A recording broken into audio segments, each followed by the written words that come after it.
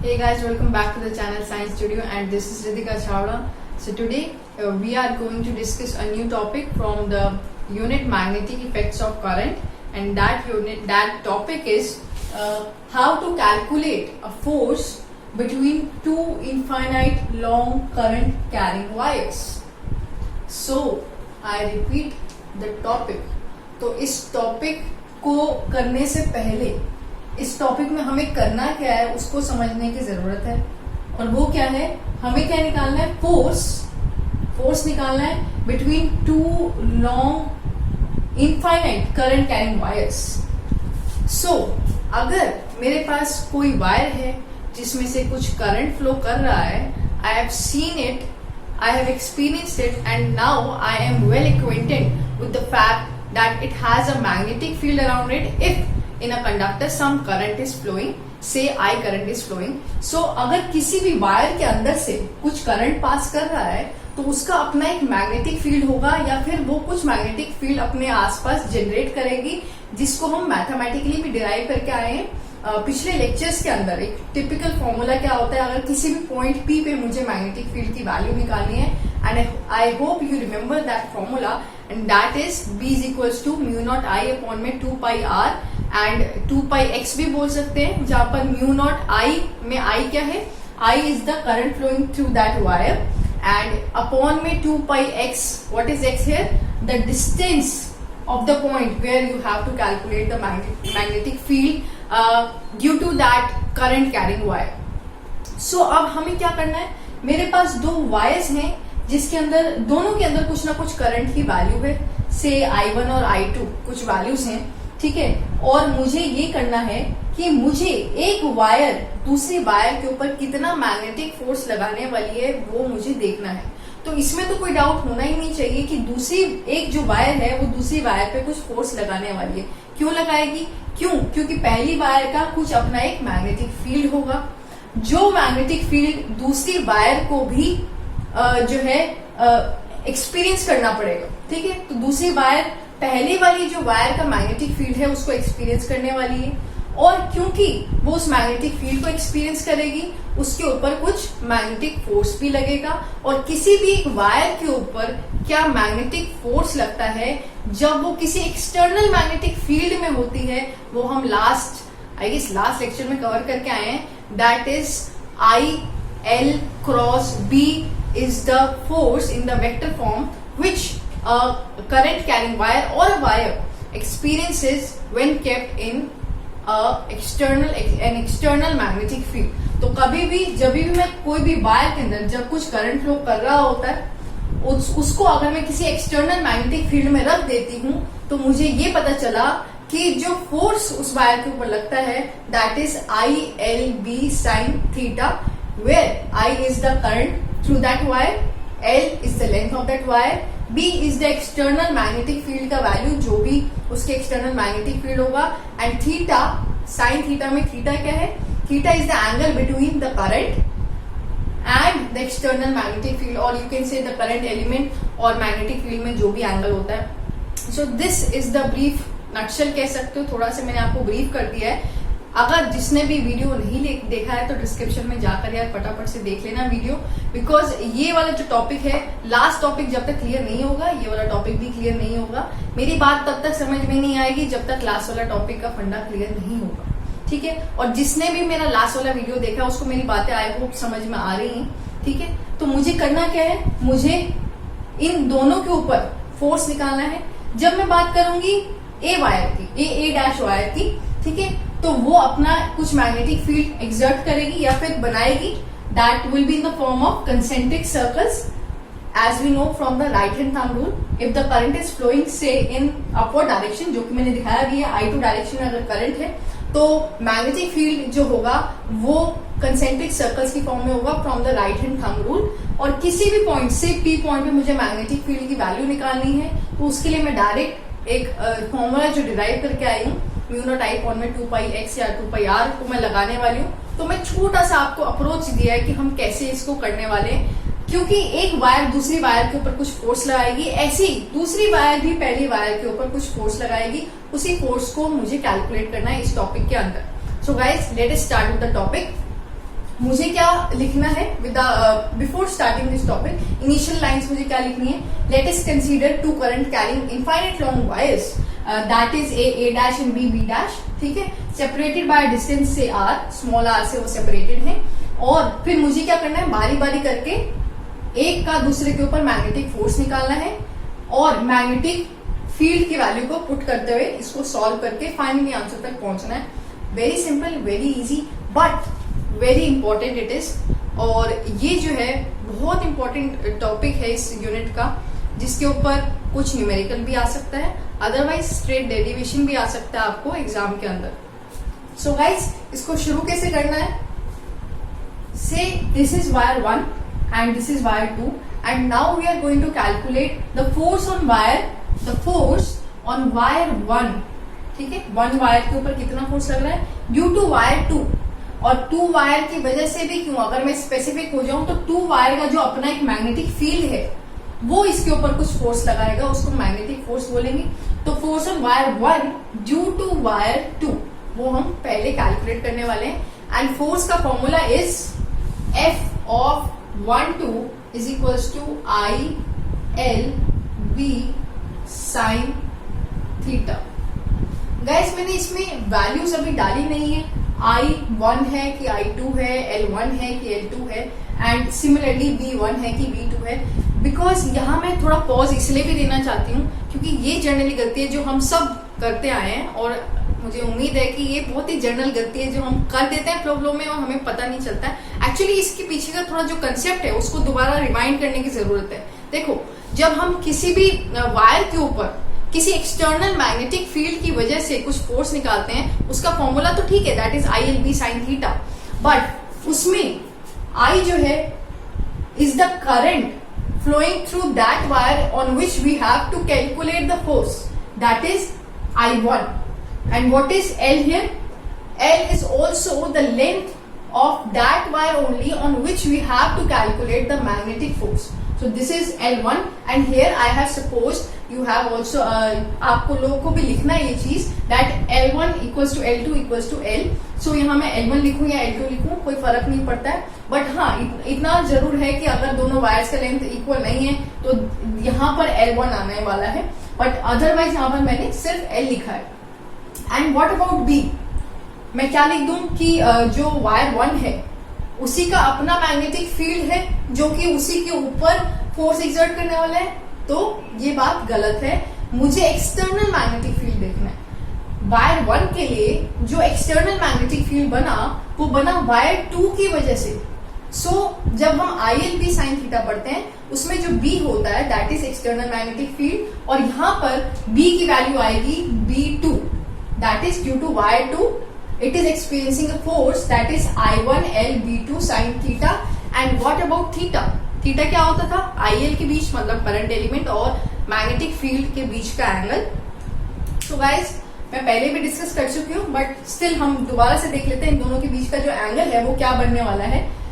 देखो, किसी भी पॉइंट P पे अगर मैं मैग्नेटिक फील्ड की वैल्यू निकाल रही हूँ तो वो जो पॉइंट है पहली बात उस वायर पर ही लाई कर रहा है, तो इट मीन्स मैं उस वायर के ऊपर ही मैग्नेटिक फील्ड की वैल्यू देख रही हूँ। इसीलिए मैंने क्या किया है, किसी भी P पॉइंट के ऊपर जो कि इस वायर के ऊपर लाई कर रहा है उसके ऊपर मैग्नेटिक फील्ड की वैल्यू निकाली है ड्यू टू वायर 2, ठीक है। और वहां पर मैग्नेटिक फील्ड क्या होगा? टेंजेंशियल होगा, since the current in this wire is flowing in upward direction. तो P पॉइंट के ऊपर जो मैग्नेटिक फील्ड होगा वो कुछ अंदर होगा, वो भी इनवर्ड 90 डिग्री मतलब परपेंडिकुलर डायरेक्शन में होगा। और जो करंट फ्लो कर रहा है इस वायर के अंदर that is wire 1, that is upward. तो अपवर्ड और इसमें कितना एंगल हुआ? 90 डिग्री का। सो दिस और इसके बीच का एंगल इज 90 डिग्री। मेंशन कर रही हूं मैं बार बार, एंड नोट दिस फैक्ट, जो I और B के बीच का एंगल है, please don't see that angle between I2 and B1। This angle is between I1 and this is B2, sorry, and this angle is between I1 and B2, मतलब magnetic field तो B second वाला लगा रहा है but current I1 का देखना है। इस फॉर्मूले में I1 और B2 के एंगल की बात करें that is 90 degree. So we know that sin 90 is 1। So the force on wire 1 due to wire 2 is I1 L B2 and what about the value of B2? हम पढ़ के आए कि B2 जो है वायर 2 की वजह से लगा हुआ एक्सटर्नल मैग्नेटिक फील्ड है, उसकी वैल्यू किसी भी P पॉइंट पे क्या होगी जो कि R डिस्टेंस पे सेपरेटेड है, that is B2 is equals to mu naught I2 upon में 2 pi R.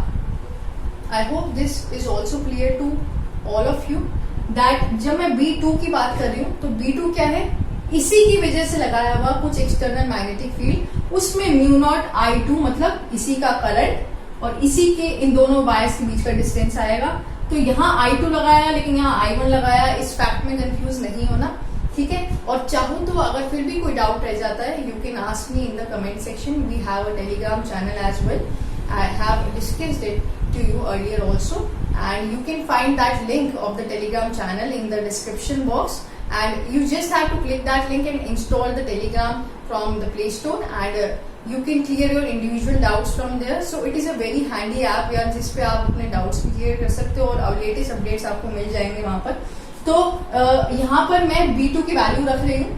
Coming back to the topic, मैं B2 की वैल्यू इसमें रख रही हूँ F12 में I1 L mu naught I2 upon में 2 पाई R. ठीक है, तो ये बात हुई force on 1 due to the magnetic field of B, मतलब सॉरी वायर 2. ठीक है बात. अब ये तो आया फोर्स की बात. अब यहीं से मैं फोर्स पर यूनिट लेंथ पे निकाल सकती हूँ. फोर्स पर यूनिट लेंथ मतलब इसकी वजह से जो फोर्स लग रहा है इस वायर के ऊपर पर यूनिट लेंथ, मतलब इसी की पर यूनिट लेंथ के ऊपर कितना फोर्स लगेगा. तो मैं जो L है उसको डिनोमिनेटर में ले जाती हूँ यहाँ से. तो F12 अपॉन L जो है वो mu not I1 I2 upon में 2 पाई R होगा. सो जनरली हम जो फॉर्मूला याद रखने के लिए इसको दोबारा से मैं रीराइट कर देती हूँ ताकि हमें आसानी से फॉर्मूला याद भी हो सके. Mu not I1 I2 upon में 2 पाई R. तो कुछ याद करने जैसा है नहीं इसमें. Mu naught is a constant, I1 I2 is the current flowing का प्रोडक्ट अपॉन में 2 पाई R क्या है, R is the distance between the two wires. ठीक है, so this is the force, but what about its direction. See, we have the direction of the external magnetic field that is due to wire 2. We have the direction of the current in the wire 1, and now we have to calculate to see the direction of force, which is this, the direction of force which is acting on wire 1. So how to calculate this? हमारे पास इसके लिए भी एक छोटा सा rule है, that is Fleming's left hand rule, जो कि हम पहले भी देख कर आए. So this is my left hand. तो मुझे क्या करना है, this is the thumb represents the force FMC. This is the shortcut. This is F, this is M, and this is C. M is the magnetic field here, and C is the flow of current or the flow of the positive charge in the wire, या फिर velocity of any positive charge भी बोल सकते हो इसको. तो FMC कब rule applicable होता है, जब the tri are perpendicular to each other. अगर कोई भी दो चीज भी आपस में परपेंडिकुलर है, से I और B, से I और F, तो मैं तीसरी चीज फ्लेमिंग्स लेफ्ट हैंड रूल से निकाल सकती हूँ. बट मेरे पास क्या एक कंडीशन है कि वो दोनों कोई भी दो चीज आपस में परपेंडिकुलर होनी चाहिए, and we know that I1 and B2 are perpendicular to each other. So FMC, C is the current. The current is flowing in the upward direction, okay, and this is the magnetic field. M मतलब magnetic field, and it is inside into the plane of the paper, and that too perpendicular direction में. So this is into the plane of the paper, and this is the current. So I got the direction of the force in the left hand side. ठीक है, so this is the force that is 1 2. Force on 1 due to 2, मतलब ये जो wire है वो इसकी तरफ attract होने वाली है. ठीक है, ये बात इसकी तरफ अट्रैक्ट होगी. अब बात ये आती है, we have calculated all the things about wire 1, but what about wire 2. अब वायर 1 का अपना एक खुद का मैग्नेटिक फील्ड होगा जैसे कि वायर 2 का है, और ऐसे ही वायर 2 जो है कुछ ना कुछ मैग्नेटिक फोर्स एक्सपीरियंस करेगी ड्यू टू वायर 1, जिसमें मेन कॉज क्या होगा, that will be B1. Due to B1 वो कुछ फोर्स एक्सपीरियंस करेगी. इस फॉर्मूले में छोटा सा चेंज आ जाएगा, the answer will be same as it is, don't worry.